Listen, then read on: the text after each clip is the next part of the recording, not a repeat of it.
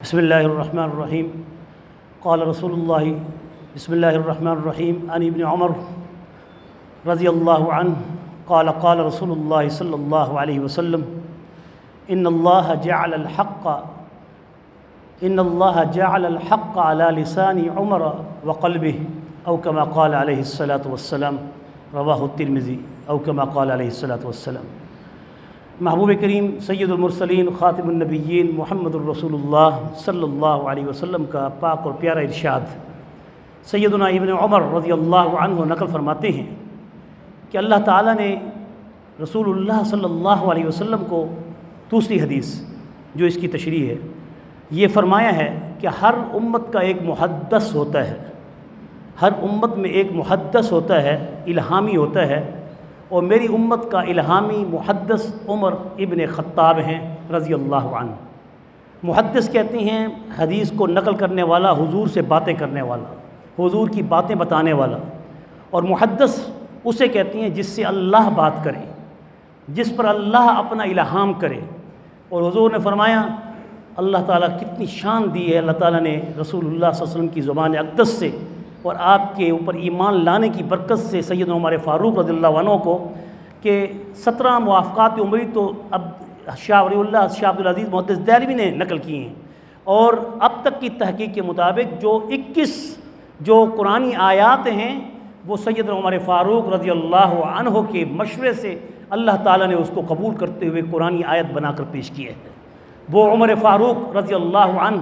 جو کہتے تھے یقول حق ولو کان مرہ، کہ عمر حق بولتا رہے گا چاہے جائے کہ کسی کو وہ بات عمر کی کڑوی کیوں نہ لگے۔ وہ عمر رضی اللہ عنہ کہ جس کے بارے میں حضور کا یہ ارشاد ان اللہ جعل الحق علی لسان عمر وقلبہ، کہ بے شک اللہ تعالیٰ عمر کے زبان پر بھی اور عمر رضی اللہ عنہ کے دل پر بھی اپنا الہام کرتا ہے، اور اپنی طرف سے اللہ تعالیٰ اس کو الہام امت قرار دے کر امت محمد کے لیے ایک بہترین اللہ تعالیٰ نے اعزاز بخشا ہے۔ وہ عمر رضی اللہ عنہ تھوڑی سی بات ہے جو عبرت کے لیے بھی ہے ہمارے لیے سب کے لیے، کہ جس وقت ان کا انتقال ہوتا ہے، جس وقت ابو لولو فیروز اس نامی اس شخص نے، اس مجوسی نے جس وقت سیدنا عمر فاروق کو وہ 2 دھاری خنجر مارا جس سے اندر خوراک کی رگ کٹ گئی، کہ جب آپ دودھ پیتے تو پسلیوں سے وہ دودھ نکل رہا ہوتا تھا، اور حکیموں نے یہ کہہ دیا عمر اب آپ کی بچت نہیں ہے، اب جو وصیت کرنی ہے کر لو۔ عمر نے کہا حذیفہ ابن یمان کو بلاؤ، وہ صحب السر صحابی جو رازدار محمد عربی صلی اللہ علیہ وسلم کہ جن کو منافقین کے نام حضور نے نام و نسب کے ساتھ بتائے تھے، ان سے پوچھتے ہیں حذیفہ اللہ کے واسطے مجھے بتاؤ کہ میرا نام کہیں میرے محبوب محمد مصطفیٰ نے منافقوں میں تو نہیں لکھا۔ اب اندازہ کیجیے وہ عمر جس کی وجہ سے اسلام کو فتح عزت ملی، اور عبادت کرنے میں سب سے مقام بڑا یہ کہ علی اعلان عبادت کا حق سید عمر فاروق رضی اللہ عنہ کی وجہ سے حاصل ہوا، اور ایسی ہجرت کہ جس ہجرت میں سب صحابہ اپنی ہجرت چھپا کے کر رہے تھے، عمر تلوار نیام سے نکال کے لہرا کے کہہ رہے تھے آؤ بیت اللہ کا طواف بھی کرتا ہوں، بیت اللہ میں نماز بھی ادا کرتا ہوں، اور اس کے بعد ہجرت کے لیے بھی جا رہا ہوں، اگر کوئی ہے عمر کا مقابلہ کرنے کے لیے کہ اپنی بیویوں کو وہ بیوہ کر دے یا بچوں کو یتیم کر دے، وہ عمر ایسی ہجرت کر کے نکلتا ہے۔ وہ عمر آخر میں یہی کہہ رہا ہے کہ کہیں میں منافق تو نہیں۔ اب اندازہ کیجیے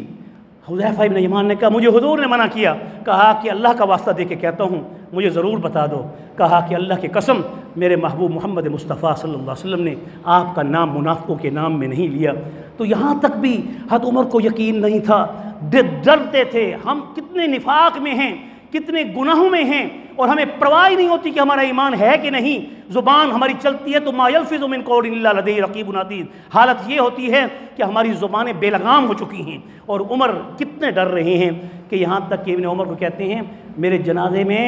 دیکھنا اگر حذیفہ ابن یمان میرے جنازے میں شریک ہو تو میرے جنازے کو اما عائشہ صدیقہ رضی اللہ عنہا ام المومنین کے معاجے پہ جا کے رکھنا، ورنہ مجھے حضور کے معاجے کی طرف لے جانے کی ضرورت بھی نہیں ہے۔ ابن عمر پھر جنازہ لے کے جب جنازے میں شریک ہوتے ہیں، حذیفہ ابن یمان کو بنفس نفیس اس جنازے میں پاتے ہیں، تو یقین کر لیتے ہیں۔ پھر عمر کی اس وصیت پہ جا کے ام المؤمنین عائشہ صدیقہ رضی اللہ عنہ کے حجرے پہ جا کے ان کی میت کو، جنازے کو رکھ دیا جاتا ہے، اور اجازت لے کر پھر وہ یار